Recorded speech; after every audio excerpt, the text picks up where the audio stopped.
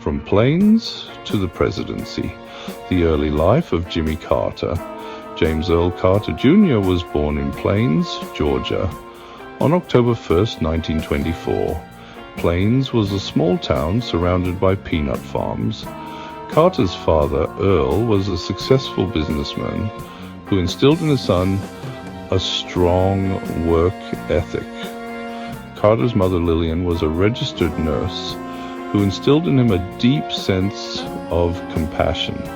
Carter excelled in school and was a natural leader.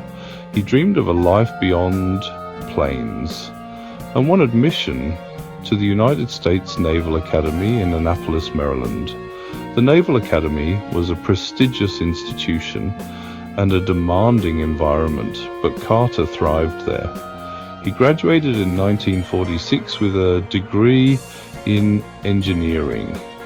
Carter married his childhood sweetheart, Rosalind Smith, shortly after graduation.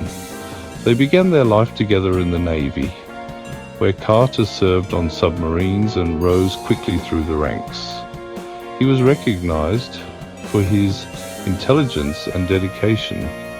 Tragedy struck in 1953 when Carter's father died.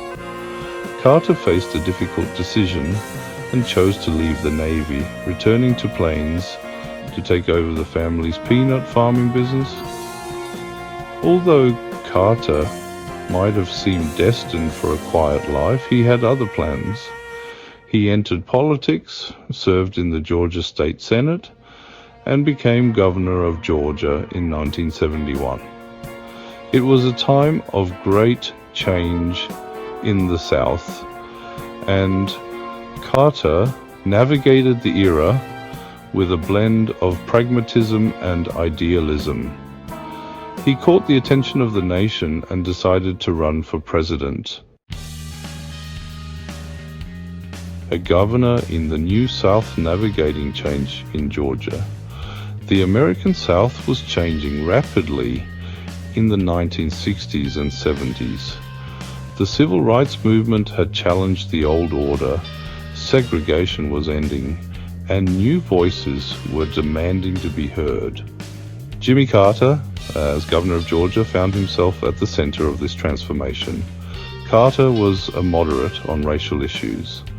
He opposed busing to achieve school integration, but also appointed a record number of African Americans to state positions.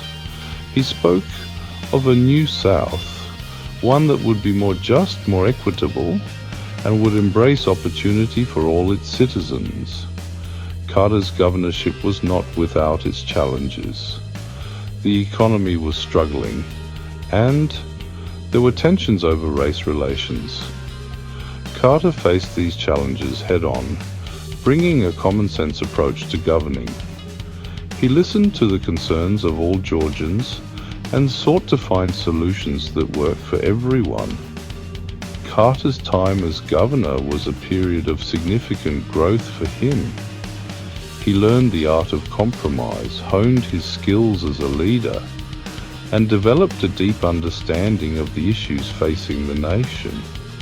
He was ready for a bigger stage and set his sights on the White House. The Carter presidency, triumphs and tribulations on the world stage. Jimmy Carter's presidency was a time of both triumph and tribulation.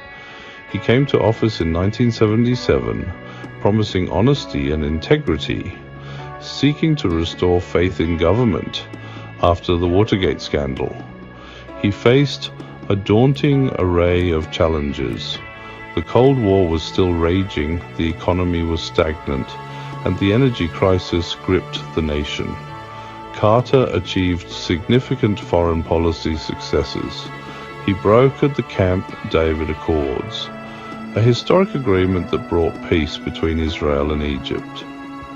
He signed the Panama Canal Treaties, returning control of the Panama Canal to Panama, and established diplomatic relations with China. Carter's presidency was also marked by setbacks. The Iran hostage crisis, where 52 Americans were held captive for 444 days, cast a shadow over his administration. The energy crisis led to long lines at gas stations and economic hardship, and inflation soared. Carter's approval ratings plummeted, and he lost his re-election bid in 1980 to Ronald Reagan.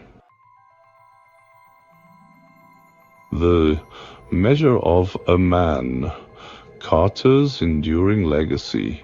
Jimmy Carter's presidency may have ended in defeat, but his life's work was far from over. He returned to Georgia and founded the Carter Center, a non-profit organization dedicated to promoting peace and human rights around the world. Carter became a tireless advocate for the less fortunate.